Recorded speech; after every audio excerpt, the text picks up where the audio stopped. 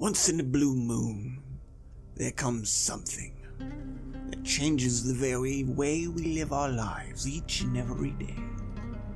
Something that truly revolutionizes how we think, interact with people, our loved ones, and the world before us. Something that we simply cannot live without. Fire, the wheel, electricity, the internet. These are all things that have changed how we live our lives, but for some, there's something even more intoxicating than the sun herself.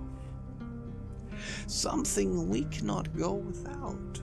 Something we try to leave behind, but always faltering, returning to its warm embrace. The familiarity, the feeling of homes come and gone, places we'll never be again but are echoed through this thing, this place. We know it better than we know ourselves, don't we? Forever climbing, gluttonous for digits, increasing values. The clicking, yes, the clicking. This thing I speak of, some call it God, some call it the forever. But most mortal men, they know it as RuneScape.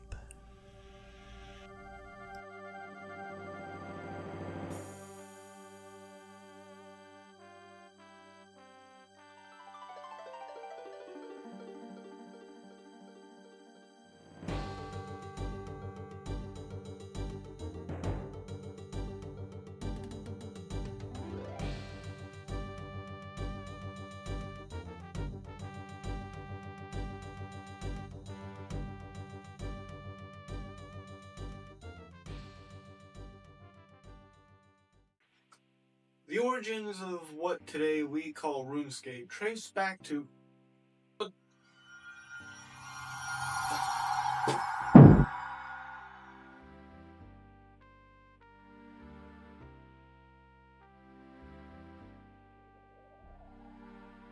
Alright, that was weird. I guess we're doing the rest of the video like this now. I'm okay with it. Anyway, let's get back to it.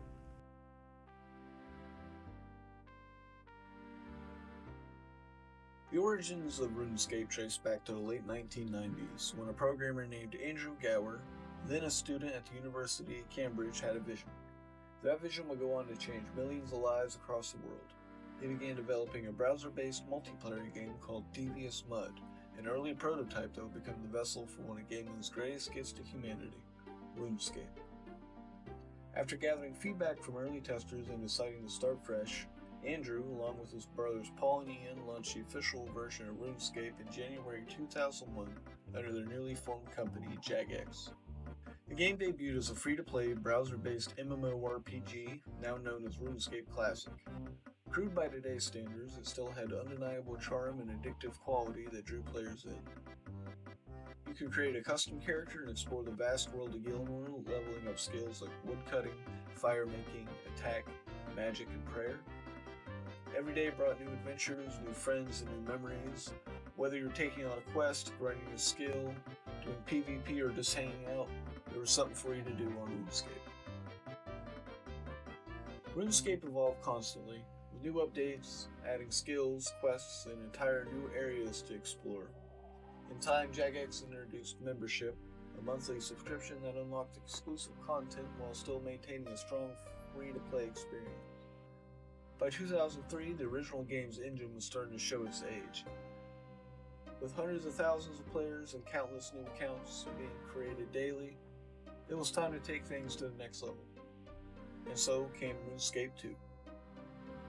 In 2004, RuneScape 2 officially launched, replacing Classic as the default version of the game.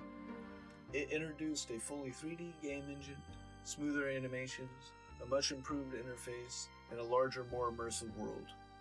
For many, including myself, this was the version of RuneScape we grew up with. The iconic soundtrack, charming graphics, and endlessly quotable dialogue burned themselves into our memories forever. I've been playing off and on for nearly 20 years and I still haven't seen it all. I've only recently started getting to the big boy content, as you would call it, but even as a casual player, I've always come back. You don't really quit RuneScape, you just take breaks. Everyone plays RuneScape differently, there's no right way to experience it. After Tutorial Island, you're tossed into the world with nothing but your wits and dreams. You can focus on quests, grind every skill to 99, dominate PvP, join a clan, create an Iron Man, or just exist like I did for many, many years. For many, the golden age of RuneScape was around 2007. The game was booming, players packed the banks, trading items, driving a real-time economy, and getting their first taste of merchanting. Massive updates like Barrow, Slayer, and God War's Dungeon helped solidify RuneScape as the top MMORPG at the time. At its peak, the game featured 23 skills, many locked behind a membership, and some quests were no joke. Take Recipe for Disaster, for example. It required high-level stats and multiple skills, and the completion of over 20 quests. It wasn't just a time sink, it was a whole lifestyle. Many players never even hit level 99 in a single skill, but that's the beauty of it. Grinding was part of the fun, watching the numbers go up, knocking out a tough quest, or finally crafting that perfect item. RuneScape has deep lore both in-game and out. With over 100 quests, the storylines range from epic adventures to absurd comedy.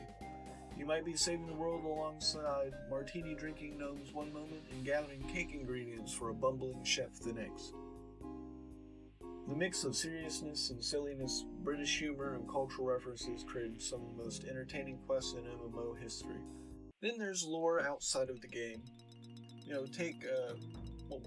Inside. Take the infamous Falador Massacre. Not an in-game event, but a real glitch that became legendary. On June 6, 2006, a player named Cursed You hosted a party to celebrate reaching level 99 construction, an expensive and prestigious achievement. His player-owned house was packed, and when he kicked everybody out using the remove all option, it accidentally threw out players in the middle of using combat rings. One such player, Duriel321, was ejected from the house with his PvP rights still active, a bug that made him the only person in the area who could attack others in a normally PvP-free zone. And he did. Falador, a bustling trade hub at the time, became a bloodbath. Duriel321 ran rampant, slaughtering unarmed players and looting their valuables while everyone scrambled to bank their items or escape. Jagex eventually stepped in to stop the chaos, just telling everybody to bank their items. It was all they could do, eventually banning Duriel permanently. But the damage was done, and the legend was born. We may not have Leroy Jenkins like World of Warcraft, but we've got the Falador Massacre, and honestly, that's a lot crazier. What really made RuneScape special, though, was the community. You weren't just grinding skills, you were sharing your journey with thousands of players. I spent hours chatting while fishing lobsters or chopping trees, bonding with total strangers over shared memories and adventures on the game.